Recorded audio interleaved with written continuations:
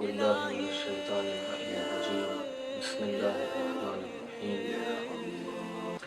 ناظرین کرام، آپ کے سامنے بیان کیا کہ قرآنی قصوں کو پڑھنا اور ان سے نصیحت حاصل کرنا۔ قرآنی قصوں میں جو کلی طور پر میں نے آپ کے سامنے ذکر کیا وہ یہ کہ ایک اہم نصیحت جو قرآنی قصوں سے حاصل ہوتی ہے وہ ہے اخلاص۔ اسی طریقے سے دوسری جو اہم نصیحت حاصل کرنا ہے قرآنی قصوں کو پڑھ کر وہ ہے توکل۔ تیسری جو خصوصیت ہے وہ بھی بہرحال اس توکل سے ملتی جلتی ہے، لیکن عربی الفاظ اس کے لیے الگ ہے، ثقہ یعنی بھروسہ کرنا۔ یہ جو بیان کیا وہ قرآن میں اس کی طرف اشارہ بھی ہے، فمن کان یظن ان لن ینصرہ اللہ فی الدنیا والآخرہ، یعنی اگر کوئی یہ گمان کرتا ہے کہ دنیا اور آخرت میں اللہ اپنے حبیب کی یعنی رسول کی مدد نہیں کرتا ہے، فَلْيَمْدُدْ بِسَبَبٍ إِلَى السَّمَاءِ، تو اسے چاہیے کہ وہ گھر کی چھت سے، جو کنایا ہے آسمان سے، یعنی گھر کی چھت پر ایک رسی کو باندھے اور اس سے لٹک جائے، ثُمَّ لْيَقْطَعْ، یعنی اس کے بعد فَلْيُمْدِدْ بِسَبَبٍ إِلَى السَّمَاءِ ثُمَّ لْيَقْطَعْ، پھر اپنے آپ کو پھانسی دے لے، فَلْيَنْظُرْ هَلْ يُذْهِبَنَّ كَيْدُهُ مَا يَغِيظُ، پھر اس کو چاہیے وہ دیکھے کیا اس تدبیر سے، یعنی یہ تدبیر جو اس نے کی ہے تو اس کو دور کر دیتی ہے جس پر اس کو غصہ آ رہا ہے کہ نہیں آ رہا ہے۔ یعنی اصل اشارہ اس آیت میں اس طرف ہے کہ خدا اپنے حبیب کی مدد کرتا ہے۔ خدا یعنی اگر کسی کو یہ گمان ہے کہ اللہ اپنے حبیب کی مدد نہیں کرتا ہے تو اس کو چاہیے کہ وہ اپنے آپ کو پھانسی پر لٹکا لے، اپنے آپ کو پھانسی دے لے، اس کے بعد وہ اس چیز کا مشاہدہ کرے کہ نصرت الہی کا کمال کیا ہے۔ تو اصلی اہم چیز یہ ہے کہ انسان اپنی زندگی میں اپنے تمام کاموں میں خدا پر بھروسہ رکھے، جو میں نے آپ کے سامنے ذکر کیا تھا کہ تلاوت کلام الہی کے وقت قرآنی قصوں میں موجود وعدوں پر یا قرآن میں موجود وعدوں سے امید رکھنا۔ اگر خدا نے کوئی وعدہ کیا ہے تو وہ پورا کرے گا، امید رکھنا یہ ضروری ہے، یہ ایک پیغام ہے ایمان کا۔ تو بھروسہ رکھنا، اس لیے کہ خدا کبھی بھی وعدہ خلافی نہیں کرے گا۔ خدا نے اگر وعدہ کیا ہے اور اگر ہم غیر خدا سے بھروسہ رکھیں گے تو اس کا ناکامی ہے اس کے مقابل میں۔ آپ دیکھیں، آپ قصہ پڑھیں جناب موسیٰ کا، خدا پر بھروسہ ثقہ تھا، کامیابی ملی۔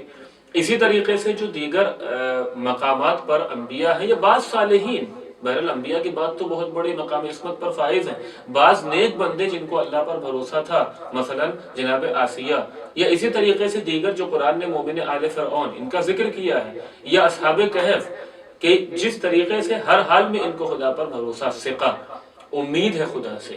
یہ قرآن قصوں سے ہم کو نصیحت ملتی کہ ہر حال میں خدا سے امید رکھیں، خدا کی مدد کو شامل حال فرض کریں۔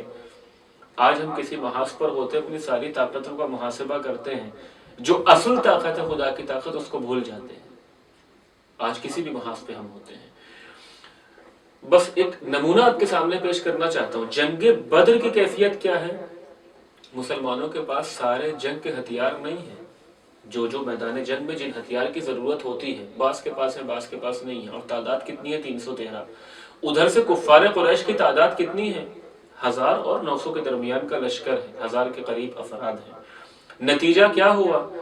یعنی مسلمانوں کو کامیابی حاصل ہوئی، مسلمانوں کے لشکر کو فتح حاصل ہوئی کثرت پر۔ یہ قلت ہے، کم من فئۃ قلیلۃ غلبت فئۃ کثیرہ، بہت سے لشکر جو قلیل ہے تعداد میں اور اس لشکر پر فتح پا لیتے ہیں جو کثیر تعداد ہے، جن کی تعداد زیادہ ہے۔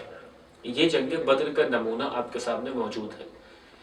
اسی کے مقابل میں جنگ حنین میں تعداد کیا ہے؟ اس منظر کو قرآن نے پیش کیا ہے۔ جنگ بدر کا بھی نقشہ قرآن نے پیش کیا ہے، جنگ حنین کا بھی۔ قرآن کہتا ہے لَقَدْ نَصَرَكُمُ اللَّهُ فِي مَوَاطِنَ كَثِيرَةٍ، کہ ہم نے تمہاری بہت سے مقامات پر مدد کی ہے۔ وَيَوْمَ حُنَيْنٍ، لیکن جنگ حنین میں کیا ہوا؟ حنین کے دن کیا ہوا؟ اِذْ أَعْجَبَتْكُمْ كَثْرَتُكُمْ، چونکہ تمہیں اپنی کثرت پر غرور ہو گیا تھا۔ میں نے آپ سے کہا کہ ہم ساری طاقتوں کا محاسبہ کرتے ہیں لیکن جو اصل طاقت ہے الہی طاقت اس کو بھول جاتے ہیں. تو قرآنی قصے کو ہم پڑھے، اس میں کیا قرآن کہتا ہے اعجبتکم کثرتکم، تمہیں اپنی کثرت پر غرور ہو گیا، ہم تو 16,000 ہیں، ہم تو اتنی تعداد ادھر 4,000 ہیں. فلم تغن عنکم شیئا، لیکن اس تعداد نے تمہیں کوئی فائدہ نہیں پہنچایا.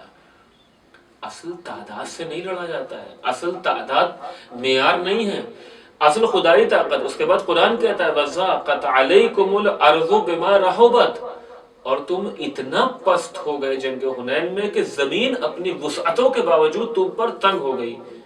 یعنی زمین اپنی ایک کنایہ کے طور پر کہ زمین اپنی وسعتوں کے بعد تم پر تنگ ہو گئی، تم منہ چھپانے کے لیے جگہ تلاش کر رہے تھے. ثم ولیتم مدبرین، نتیجہ کیا ہوا؟ تم پیٹ دکھا کر بھاگ گئے، جنگ سے فرار ہو گئے. تو کیوں؟ جو خدا جنگ بدر میں تھا وہی خدا جنگ حنین میں بھی ہے، لیکن چونکہ ہمیں اپنے نفسوں پر خود پسندی، تکبر، انانیت، اکڑ، یعنی خدا پر بھروسہ نہیں تھا. آج ہمیں اپنی طاقت پر بھروسہ ہو گیا تھا. ثقہ جو میں نے آپ کے لیے لفظ استعمال کیا، بھروسہ ہمیں کس پر ہونا چاہیے تھا؟ خدا پر، کہ خدا مدد کرے گا اور ہم کو کامیابی حاصل ہوگی. اگر ہم کوئی عمل انجام دیں گے خدا کی توفیق اگر شامل حال ہوگی. نتیجہ انہوں نے کیا سمجھا کہ نہیں ہم اپنی کثرت سے کامیاب ہوں گے. کثرت سے کامیابی حاصل نہیں ہوتی ہے، خدا کو بھول گئے، اپنی تعداد پر تکبر کیا. اعجبتکم کثرتکم، قرآن کہتا ہے اپنی کثرت پر تم اکڑنے لگے، اپنی کثرت پر تم اترانے لگے. نتیجہ کیا نکلا؟ ناکامی. تو قرآنی قصوں کو پڑھنے کے بعد جو ایک نصیحت ہم کو حاصل ہوتی ہے وہ یہ ہے کہ ہم اپنے تمام کاموں میں خدا پر بھروسہ رکھیں، یعنی خدا سے غافل نہ ہوں، خدا سے امید لگائے رکھیں، خدا کو شامل حال اپنے ہر عمل میں فرض کریں، وَإِلَّا ہمارا مقدر ناکامی.